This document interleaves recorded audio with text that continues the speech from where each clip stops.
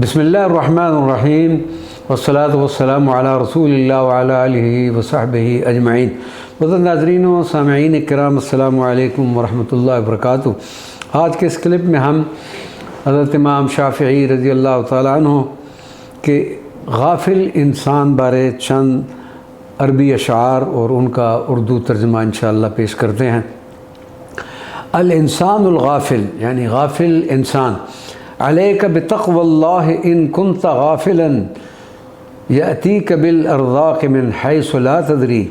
اے غافل انسان، رب تعالیٰ کا تقوی اختیار کر، تجھے رزق وہاں سے ملے گا جس کا تو گمان بھی نہیں کر سکتا۔ فکیف تخاف الفقر واللہ رازقا فقد رزق الطیر والحوت فی البحر۔ تو فقر سے ڈرتا ہے جل کے رازق اللہ تعالیٰ کی ذات ہے جو پرندوں اور مچھلیوں کو سمندر میں بھی رزق دیتا ہے۔ ومن ظن ان الرزق یأتی بقوت ما اکل العصفور شیئا مع النسر۔ جو کوئی یہ خیال کرتا ہے کہ رزق طاقت سے ملتا ہے تو کبھی بھی چڑیا کو گدھ کے ساتھ کھانے کو کچھ نہ ملتا۔ فکم من صحیح مات من غیر علت وکم من سقین عاش حینا من الدہر۔ کتنے تندرست لوگ بغیر کسی بیماری کے یہ دنیا چھوڑ گئے اور کتنے بیمار لوگ ایک عرصہ تک زندہ رہے۔